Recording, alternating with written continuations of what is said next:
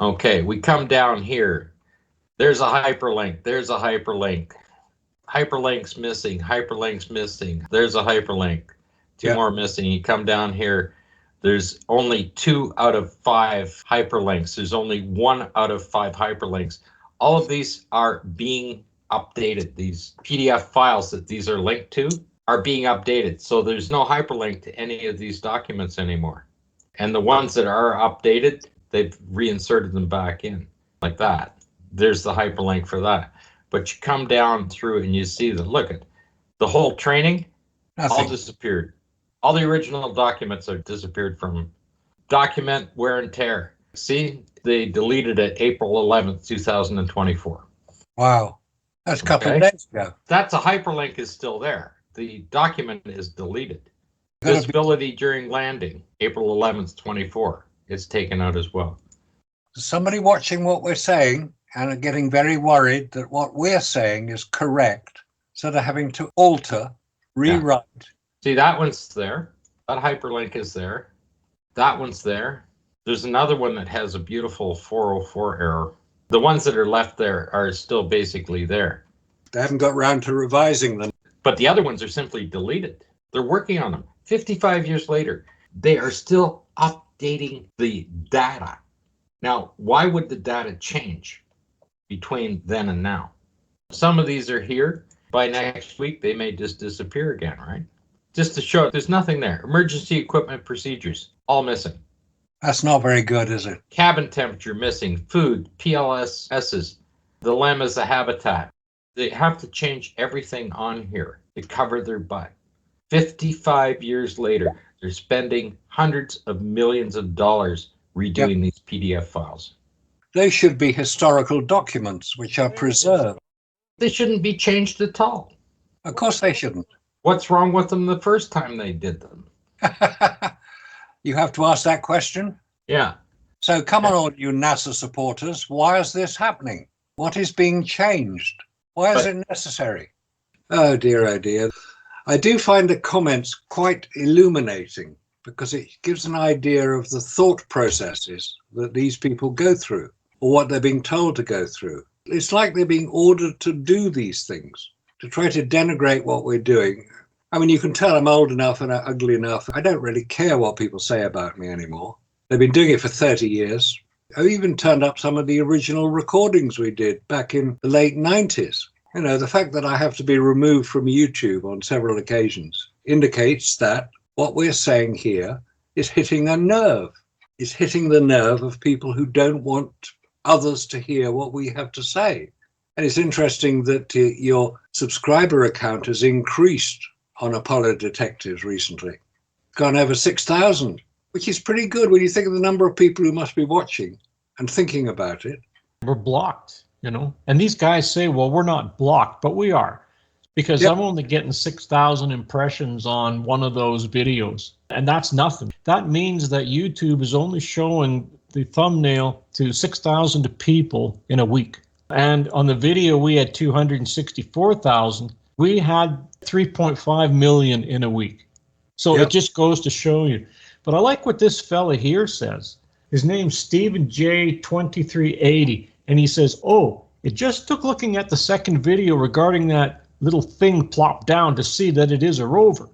The aerographic did it right away. The rest of the info afterwards is so important. And I says, yeah, it's crazy, isn't it? It's just a shame that the NASA proponents failed to see or admit to it.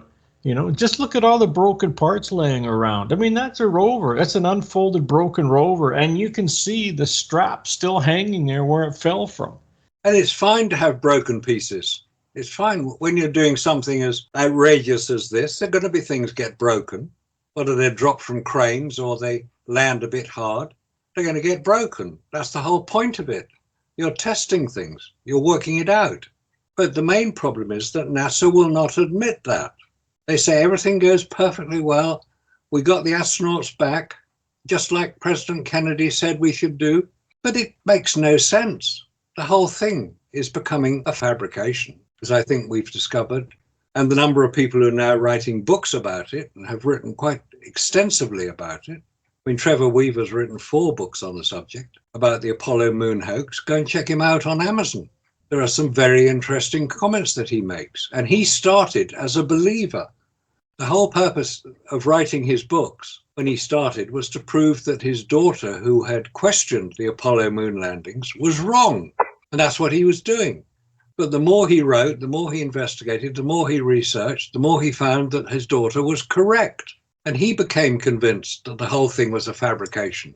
Hence the title of the book, The Apollo Moon Hoax. So you've got all this information now coming out. Randy Walsh's books. He's done 3 now. I mean, this is in the last 8 years. Why are people writing more and more about the Apollo moon hoax? Well, they're not going to stop. There's another link right there. I got that this morning. Emmanuel Garcia. Oh, good. Yeah, he's a good guy, Emmanuel Garcia. So he's written that. He's invited me to come on Zoom with him and have a little chat and interview me, because he's now becoming quite a bit more active. They've got the trailer to the film, Fly Me to the Moon. That's good. Yeah, he put that in there. They're staying up to date. Be interesting to have a independent version, especially when they're so far removed from the US. And the other stuff, they have a different viewpoint on these type of things, right? And of course, New Zealand does not have a space academy of any kind. They're not out trying to puff their chest out, trying to say they're the best country in the world. They just sit back quietly and ride the earthquakes out.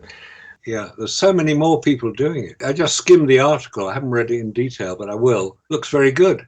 And we were looking at the fact that they're now removing and updating those PDF files. All those links are going dead. They're going to, of course, repair all that and bring them all up so you have the PDF file links again. And they're spending a lot of time to make sure that when they alter the PDF file, the original document, they want it to look like it's the original old one, even while they're updating it. So they're spending hundreds of millions of dollars doing this. It's going on for 55 years. Yeah. So they have written a transcript that covers every minute, every second of a trip from launch to touchdown.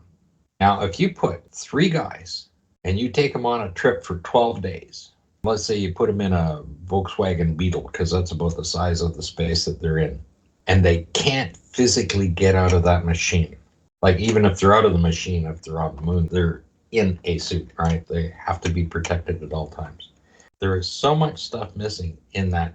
Every minute's accounted for. They can't possibly insert that into that transcript anymore, because that's a movie script that they wrote it from. So when you get 3 guys packed together and they're going to be needing bathroom facilities over the 12-day trip, I mean, what do you think 3 guys are going to do when they got these diapers taped to their bottoms, right? And they have to help each other, get their wet wipes out, clean themselves up, and put another diaper on them. Like, it has to be done. So what would 3 guys do? Well, they're going to be joking around about it, right? Yeah. It's going to be in the transcript. Human physical responses are going to be happening. And you're 12 days in there, and you can't say that these things didn't happen. They got to be in the transcript because it's recorded. Every minute of their journey is recorded. The difficulty getting in and out of the suits, the testing of the suits before you go out, have got to be there. It's not in the transcript. Yeah, I'm looking at the transcript right now. There's nothing there. You're not going to find any of that information. That would happen. Those things would happen. They'd be making comments about it. I mean, Houston could be laughing their ass off going, "How are you going to get that diaper off you there? Are you going to clean the tape up and clean yourself up?" And you're right beside the guy. There's no way you can get away. This is where it starts. Pretty much contact light. Hey, Houston, that seems like a very long final phase. Okay, that's the way it starts. Well, where's all of the transcript before that? They should be checking their packs. They should be checking everything. They should be double checking the pressure valves. There's nothing here, nothing. It's just all of a sudden they do this, they do that, and they're out. That's the same as little simple things like opening and shutting the door when they're depressurizing, checking and make sure the seals. They're going to have to clean the dirt off of that seal, if nothing else, so they got their little brushes. All of that stuff. They totally missed the guys that are orbiting the moon. They just forgot about them for 6 missions. Like, a guy can't be out there for 3 days. It's not in the transcript. They can't possibly put this information back in. But here they are trying, and we can see on this website where they're deleting all the links to those PDF files because they're altering them to put them back up. Well, then we should be able to spot the additions. There's no way these people can sit down and think their way through the entire logic when they're altering these files. They're going to put them up. They're making mistakes. They've done it before. And when you alter one document, it has to match other documents. And we've found those many times over. One document now contradicts another document because they keep altering them. And they've been doing this over and over and over again for 55 years. They just need to stop, because there's no way you can think the entire process through. You have to put yourself in a vehicle for 12 days with 2 other people and find out what's going to happen during that time frame. And like I said, they got to change their diapers. They got to figure out how to eat. They got to figure out how to do this. They have to check those suits. All of that stuff needs to be there. You can't forget a guy for 3 days that's orbiting and not talk to him. It just wouldn't happen. And they now have to rewrite that entire transcript when they alter those PDF files, because they got to match. And they can't possibly do that because every second has been accounted for. And also, don't forget that nobody who's working at NASA or whoever is altering these things, nobody's working there now who worked there at the time of Apollo. So they don't actually know what happened because they weren't present when it allegedly did. They're making it up. It's like the original. It's a film. It's the reissue of a film. If you change a physical aspect, like how many times they've modified the legs of the LM itself. One of these days they're going to come out and they're going to put shocks and springs just like a automotive strut in these things. Well, then it would auto level itself. They're going to put hydraulics in there all of a sudden into them or whatever they're going to do. And all of the documentation said that these compression events that happened in the struts themselves with the honeycomb mesh was put in there because hydraulics wouldn't work in a vacuum. You blow the seals out of the hydraulics because you're in a vacuum. And that matches up with why you have wire mesh tires, because you can't put air in a rubber tire. It's in a vacuum. It's going to blow off the rim. That all matches. But they're coming back, changing one document. And it's not going to match a photograph. It's not going to match anything else. And there's no way they can put all of that information together. They're going to get it wrong every time they do it. And yet here they are, deleting all these PDF files, and I've got pretty much all of those ones for the original. When they reintroduce those on that page, I'm going to be downloading them and seeing where they've altered it. Like if it's a 1969 PDF file, they go in there and they try and make it look like the 1969 file when they put it back up. But they can never get the font right. The font is what gives it away. And also, you've got this ridiculous suggestion that all the transmissions which were recorded have been lost. The files, the tapes have been lost, unless they turn up in rather conveniently in some McDonald's somewhere near Menlo Park. That could happen. But if they've lost the original recordings, what they're doing now is basically fictional. They can't prove it was happening at the time because they haven't got the original files to cross-check with. They lost them. So they got a real problem. A problem of honesty more than anything else. Why are they changing things and they don't have the originals to compare it to? And we can't see the originals either because they've been lost.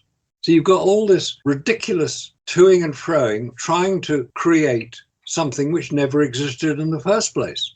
As a result of your research, Scott, and Robert's continual illustration of it, NASA have got a real problem. Why don't they just hold their hands up and say, sorry, guys, it was all a fiction to start with. We were trying to beat the Soviets because they beat us. We're trying to beat them to show we're superior. We achieved that. And now we're just trying to get back to the moon. Well, we're trying to get to the moon the first time now because they never went the first time. And I think the other problem they're having is some of these people are looking at it and say, oh, well, we're going to correct it because we point something out. They're trying to catch up to us. See, this is interesting. I'm looking in one of these transcripts here. It was on page 303. It was tape 65-7. And I find that finally we're seeing Collins doing a lot of talking here.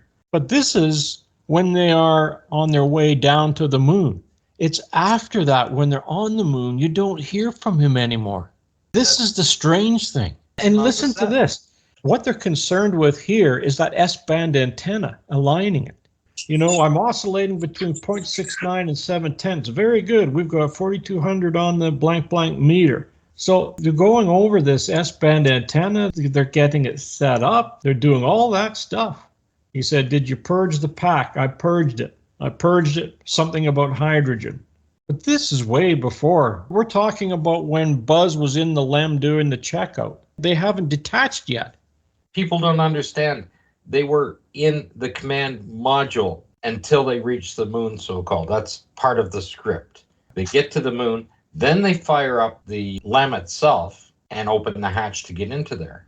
On tape 65-8, page 304, this is all it is. It's Buzz, S-band antenna steerable update for you on the angles at the AOS, 219 and yaw 30. And it goes down, down, down, and they're setting all up the torquing angles and everything else down here. And then they get down to the bottom of it, and that's when they actually say 12 minutes to ignition. Of course, I would imagine that's when they're going to do the separation, like they separate and then they're going to fire it up. What good is aligning an antenna? When you're orbiting the moon at 6,000 miles an hour, the moon is moving, the Earth is moving and rotating at the same time. How long is it going to stay lined up for? Not very long. You need a computer to do the tracking for you. And they didn't have one of those. And then if you happen to be in rotisserie mode at the same time, if you manage to line it up for a couple of seconds, it's going to be gone again because it's spinning this way as well. Yep. I don't know how you could write that into the transcript. I think the problem that the people today have, because we're like 3 generations away from the original people working for NASA that are now working there, is they don't even know when they pick up a file, whether it's already an updated file or not. So they're confused. And they don't have the knowledge of the other documents where the same information is available. Okay, and when they alter one thing here, it's going to conflict with something there. We're seeing this all the time. They can say anything like that. It happens in the photograph. They want to alter a photograph or whatever. And the next thing you know, Buzz is in the door frame and he's in the same space that the console is. And you can't do that. And they don't see it. And I don't know how they're going to correct that. And I saw that one comment where somebody claimed that they called NASA and asked about the wet flag. And then they said NASA responded that it wasn't wet, it was just a little moist. Well, that's that university professor from Indiana, and it's a long time ago I looked at it, and he was claiming that to keep the dust off the lenses on the camera, they were using wet wipes. How do you keep a wet wipe wet when you open the door of the LEM and the entire machine's in a vacuum? You got your little wet wipe thing out there. It's as soon as you depressurize the vehicle, there aren't going to be any wet wipes left either. He didn't get to that part. You know, those type of things need to be accounted for. You put 3 guys in a vehicle and they have to, first of all, keep each other alive. That's number one. You think they'd be more concerned about that. But there are going to be very personal things that are happening in that machine with 3 guys. And I mean, they're sitting side by side for 12 days. That's got to be part of the transcript. That personal conversation. These people know each other very well. They understand the situation they're in there. But there's personal bodily functions happening in there that are going to have to be addressed. They're going to joke about it, if anything else, because that's what guys would do, right? Yes, especially military guys. They do it all the time. Yeah. Well, you take 3 guys and you take them moose hunting, and they're flowing in. If the plane can't get back because of the weather for a week, you're stuck there. And you guys are going to get along very, very well, and things are going to be very personal. That's exactly what's going to happen. If you were to put an entire transcript in on every minute of their activities, they're going to joke around about it, or they're going to get angry, or they're going to be embarrassed, whatever, if you happen to be stuck there. It could be a very serious situation. But these guys are basically, if they claim they were on the moon, and in that close of context, there would be so many personal things, just even getting suited up. And of course, that suiting up has never, ever been properly answered. Because when you show the difficulty that an astronaut would have in getting into his suit here on Earth, and he's assisted by 3 people to get into it, in the Apollo command module, they were flying in the shirt sleeve environment. That was emphasized. It was how much care they took of them. So if they're going to get into their suits in the lunar module to get out onto the alleged lunar surface, how did they do it? It's like you trying to get dressed in the back of a car. It's very difficult to do it, especially if there are 2 of you there. And that's never been properly explained. Suddenly they're in their suits and they're out prancing around on the alleged lunar surface, but they don't show how they can do it. Oh, look at that video that we showed. Look at how hard of a time that one fellow was trying to get in and out of there, and he couldn't stand up on his knees, couldn't sit up on his knees. How much more trouble did these guys have? You know, we showed the other video where you've got 3 guys, like you say. There's 3 technicians that are helping each astronaut get into that capsule, and another one getting into the LEM. Well, there's nobody there. Then there should be an entire equipment check on that backpack to make sure everything is working functionally perfectly. It should be gone through, both of them, before they do a depressurization. You want to make sure the cooling system's working. You want to make sure the little fans are working. You got to make sure that the pressure release valves, everything else on there, are keeping a constant pressure in the suit. Because if they fail and the pressure relief valve just opens and stays open, you're dead. They're more interested in the radio communications when they're going down.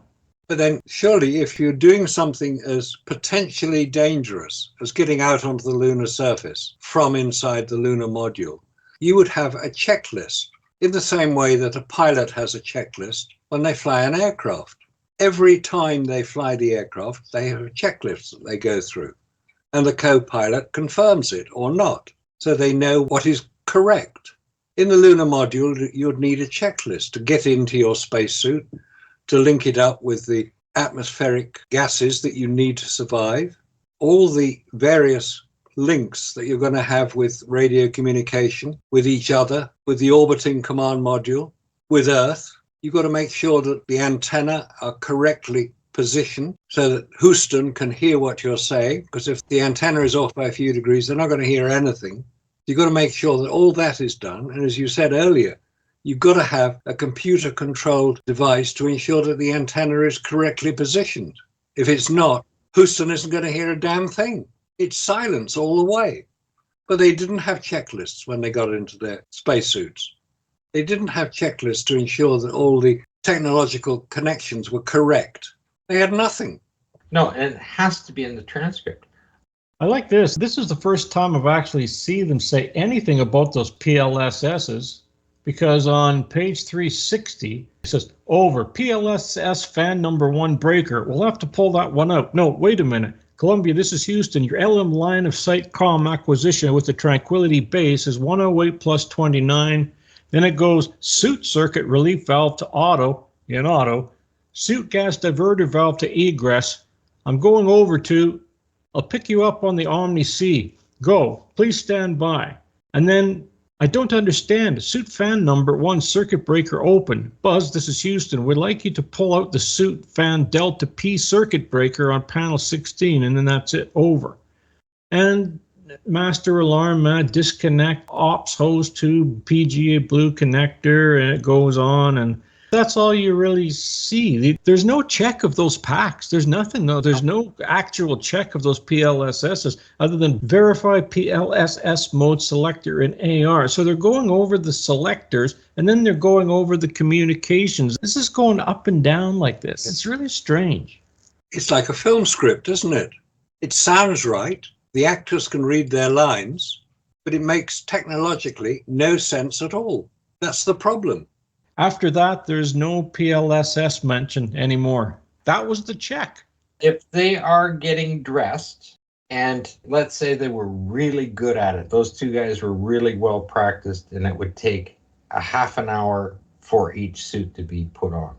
There's an hour gone. There's going to be conversations for the entire hour while they're doing that. And then they're going to put all their hookups and their OPS pack and the PLS pack and the whole 9 yards. They're going to put all that on. That's all you hear in that check.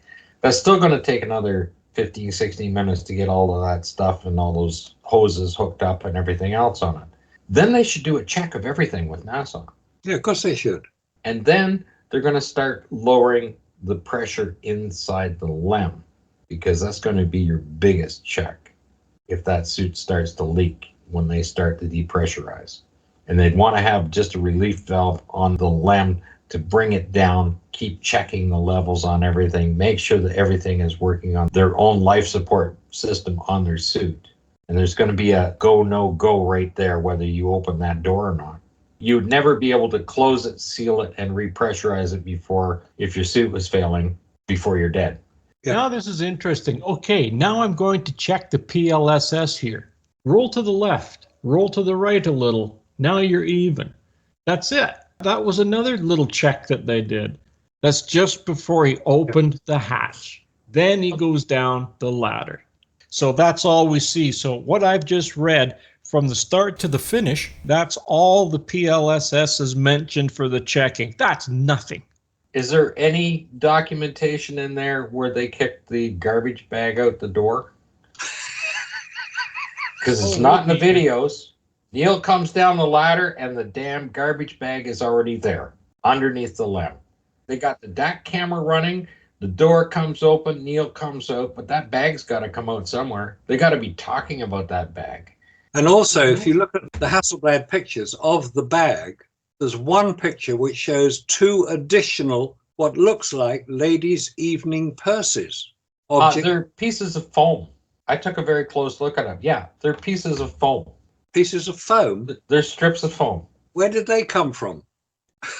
I couldn't tell you where they were coming from. They're obviously some packing to cushion something. They could have come off the camera, whatever. I'll pull a photograph up. Somebody must have put them out there. There's a round aluminum ring as well on the ground that's sitting there. But these are the sort of things you'd expect to see in the transcript, especially pushing the rubbish bag out. One comment said that Neil kicked it underneath the machine, right? But you would see some marks in the fine lunar dust. Of course, he was talking about how fine that lunar dust was.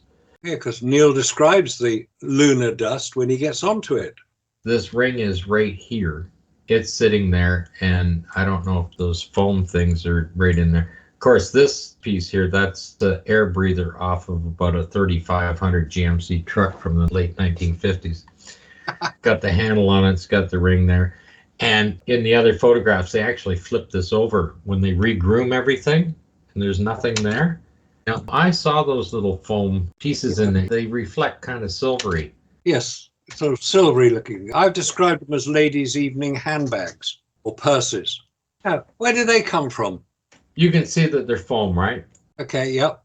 But all of a sudden, I don't know what they were covering. Maybe they were wrapped around the magazines for the cameras. Who knows? It's definitely there. Yeah. That one and the following picture, there's another one. They were obviously taken deliberately to show they existed, because why would you bother taking that picture again? You've already done it once. You've got the rubbish bag, and now you've got these two weird little things which suddenly appear and then disappear, as if somebody thought, oh shit, they shouldn't be there. What is interesting when people say that there's no blast crater, some people say it was set down on a rock. Here's the drogue dragging in the dirt. And where it actually hit is heavy there. That's how loose in the dirt is, right underneath the bell housing. If they claim it just pushed the dirt off to the rock, there's all the dirt right there. There's an article on Aulis from a Russian scientist who claims that the rocks that the Lunokhod rover went over were very soft and they just disintegrated whenever the rover touched them. I've seen that article, yeah, and it actually went over one of the little wheels, and that machine isn't that heavy, especially 1/6 gravity. The rock disappeared like it was just made out of taffy or something. Now, I'm just going to shoot through here till we get to that rock that's out on the shadow. There it is there. It's not broken apart yet. What? They're in sequence. The rock is still together. That's the rock. We looked at it. They had it cracked open from the other shot, but here it is still together. They haven't cut this groove in it yet. It's on the same magazine. And it's a nice touch to have that rock on the horizon as well. You can see that this hasn't had any kind of a hack market in any way, shape, or form. But the other one we're looking at is the same rock shooting in from this side, and you can see where they gouged all that out. They cut it all away, like chopped into it. Perhaps Aldrin tripped over it. The other photograph with it all hacked apart happened before this photograph was taken, because this is all on magazine 40. All on magazine 40. All on magazine 40. All on magazine 40. All on magazine 40. All on magazine 40.